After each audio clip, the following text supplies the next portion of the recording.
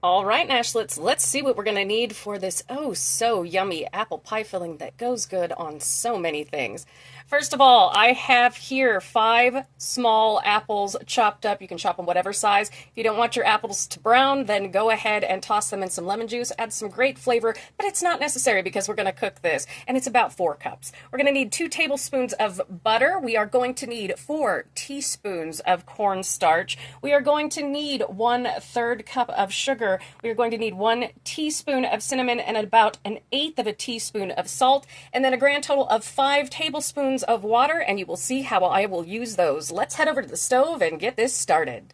All right, Nashlets, in a saucepan over medium heat, you can also use a skillet, it's perfectly fine. We have melted our 2 tablespoons of butter. We are now going to come in with our teaspoon of cinnamon and our 1/8 teaspoon of salt, and we're just going to give it a little mixy so it does a bubble and makes a yummy smell.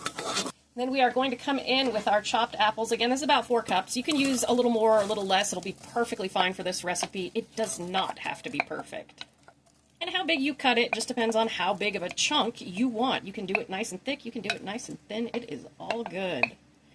We support all shapes and sizes here on the Nashies channel. I'm going to go ahead and just mix that all together. It already smells amazing in here. Then we are going to come in with our 1/3 cup of sugar and 3 tablespoons of water.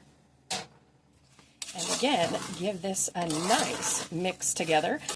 So bring these up to a bubble, stirring, then cover, and we will cook them for 6 minutes on medium heat, stirring every 2 minutes. See you in 6 minutes, Nashlets. It's been 6 minutes, and we have a beautiful bubbling pan of tender apples that smell like heaven. Now we are going to come in with 2 tablespoons of water mixed in with 4 teaspoons of cornstarch. That's our slurry, and we're just going to stir it until it gets nice and thick and bubbly. Look at that beautiful thick apple pie filling now. It goes so good on top of ice cream, on top of French toast, on top of pancakes, on top of anything you can imagine.